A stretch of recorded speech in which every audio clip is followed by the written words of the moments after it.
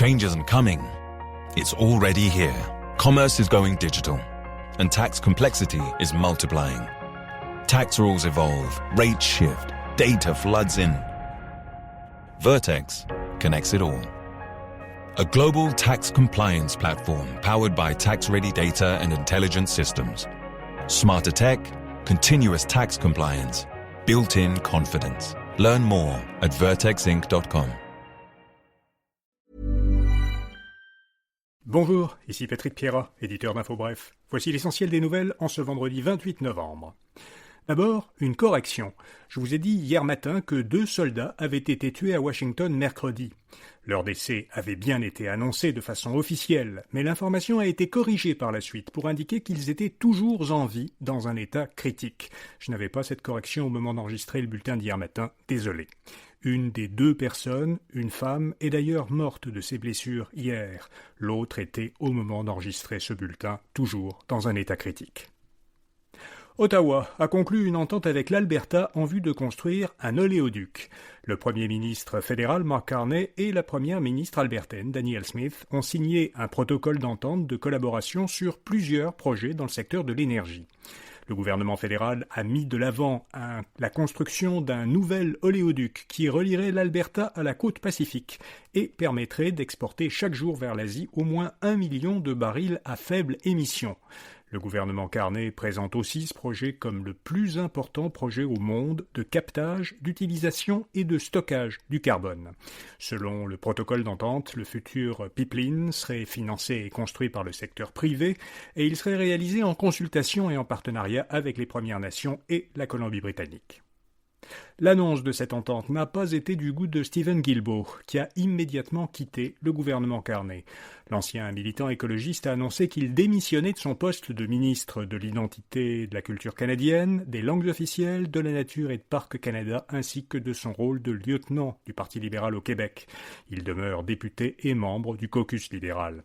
Steven Guilbeault s'est dit en profond désaccord avec l'entente entre le gouvernement fédéral et l'Alberta. Il a expliqué que malgré le contexte économique difficile, il reste de ceux pour qui les enjeux environnementaux doivent demeurer à l'avant-scène. Sous Justin Trudeau, Guilbeault avait été ministre du Patrimoine canadien, puis de l'Environnement et des Changements climatiques.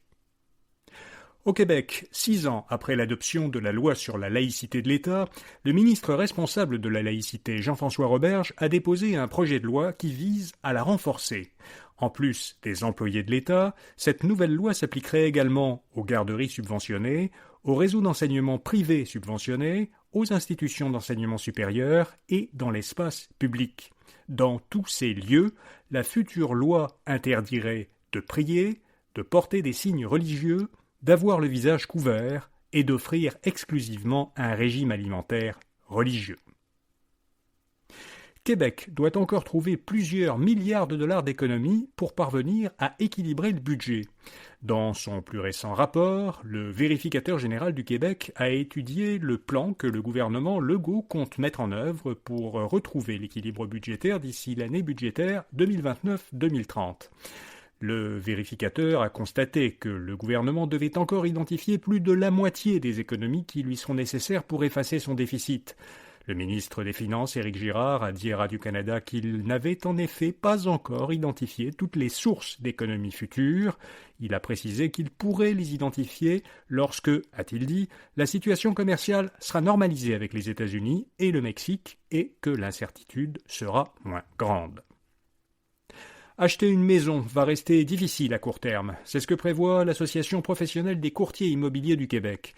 La situation des acheteurs ne va pas s'améliorer dans les prochains mois, estime l'association, parce que la demande pour les maisons unifamiliales demeurera forte, le rythme de construction actuel ne répondra pas à la demande et les personnes âgées demeurent plus longtemps dans leur maison. Il y a toutefois de bonnes chances que l'inflation immobilière fléchisse à cause d'un ralentissement de la croissance démographique et du marché de l'emploi.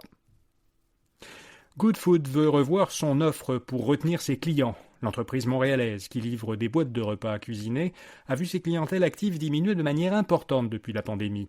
Goodfood avait servi 280 000 clients pendant un trimestre de 2020. Elle en a servi 4 fois moins durant le dernier trimestre terminé en septembre. Le PDG de l'entreprise a expliqué à des analystes que Goodfood mène actuellement une revue stratégique pour ajuster son offre et explorer de possibles acquisitions. Combien vous coûte la tarification québécoise du carbone ? Eh bien, selon les calculs de l'Institut du Québec, la tarification du carbone coûte en moyenne chaque année 62 $ aux ménages sans voiture qui se chauffent à l'électricité et 574 $ aux ménages qui ont au moins une voiture à essence et qui se chauffent au gaz naturel.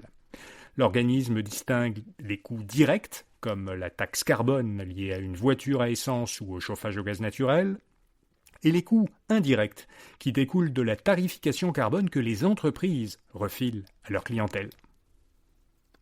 Et puis environ 12% du marché américain de l'emploi pourrait déjà être remplacé par l'intelligence artificielle. C'est ce qu'ont calculé des chercheurs du Massachusetts Institute of Technology grâce à un outil développé pour simuler les effets de l'IA sur les emplois. Le projet Iceberg est un modèle informatique qui évalue la part globale des salaires versés aux États-Unis qui, théoriquement, pourrait être remplacée par l'IA. Les chercheurs observent que les professions qui sont directement liées aux technologies et qui sont remplaçables par l'IA représentent seulement un peu plus de 2% du total des salaires versés aux États-Unis. Cela laisserait presque 10% du total des salaires qui seraient remplaçables par l'IA, mais qui seraient dans d'autres secteurs d'activité, des secteurs d'activité non technologiques. Voilà, vous savez l'essentiel. Comme chaque vendredi, on publie dans l'infolettre InfoBref Matin une courte sélection des meilleurs rabais de la semaine qui sont disponibles en ligne, et ce n'est pas un vendredi comme un autre, puisque c'est le vendredi fou. Alors vous trouverez cette petite sélection à infobref.com ou en suivant le lien vers cette rubrique dans la description de cet épisode. Bonne fin de semaine et à lundi matin. Who drives the world forward? The one with the answers or the one asking the right questions? At Aramco, we start every day by asking how. How can innovation help deliver reliable energy to the world? How can technology help develop new materials to reshape cities? How can collaboration help us overcome the biggest challenges? To get to the answer, we first need to ask the right question. Search Aramco powered by How. Aramco is an energy and chemicals company with oil and gas production as its primary business.